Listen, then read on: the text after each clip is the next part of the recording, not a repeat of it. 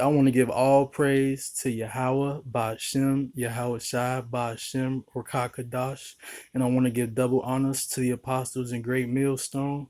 And today I wanted to get into this story that came out on CNN today.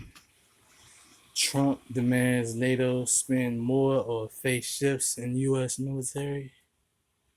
So let's play the video. President Trump sending scathing letters to America's closest allies, demanding they increase military spending to at least 2% of their economy, the NATO standard. Trump has been relentless that U.S. allies are not pulling their weight at NATO. If all NATO members had spent just 2% of their GDP on defense last year, we would have had another $119 billion. Mr. Trump's letter to German Chancellor Angela Merkel had an especially frosty warning.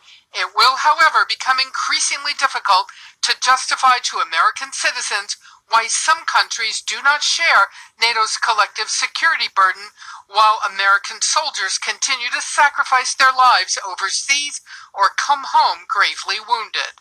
A senior German official points out that in Afghanistan, Germany is the second largest contributor of foreign troops. To Norway, a not-so-subtle reminder of Norway's risk, since it remains the only NATO ally sharing a border with Russia that doesn't have a plan to meet the NATO spending target. NATO spending may be one area where there is agreement with former President Obama. Everybody's got to step up and everybody's got to do better. NATO spending estimates show the U.S. is well above the 2% spending standard at more than 3.5% of the U.S. economy going to defense. The UK is just over 2%, while Norway, Canada, and Germany are all under. But Trump could go too far in criticizing NATO at the upcoming summit just before he meets with Russian President Vladimir Putin. If he wants to scuttle the Western alliance, and there's a lot of supposition that he does want to do that, then of course that could very well play into the hands of the Russians. The president also making additional national security claims, tweeting just out that the Obama administration granted citizenship during the terrible Iran deal negotiation to 2,500 Iranians, including to government officials. It's a claim by an Iranian cleric that a former Obama national security official is pushing back on, saying the allegation is false and based on a Fox News report. Mr. Trump also tweeting on what he sees as success with North Korea. If not for me, we would now be at war with North Korea. Even though the Pentagon says there is no evidence Kim Jong-un is giving up his weapons. And that basically goes into Revelation 17 and 16.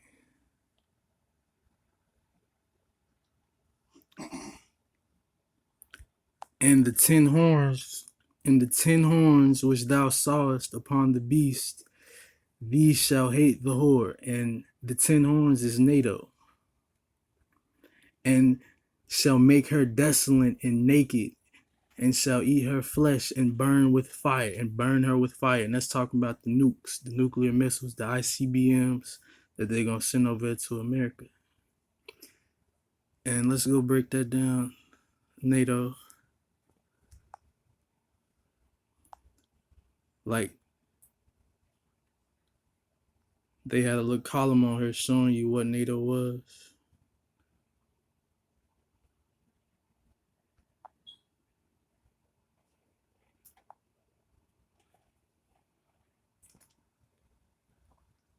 See, what is NATO?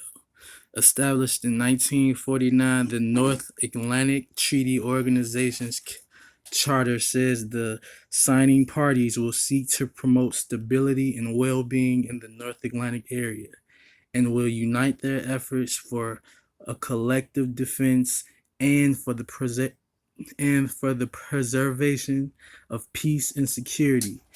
There are currently 29 NATO members.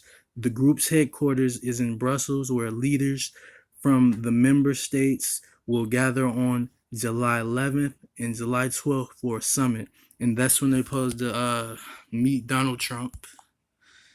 and he gonna further mess up the. They gonna hate the horde that sits upon the beast. So that's basically all I want to go into.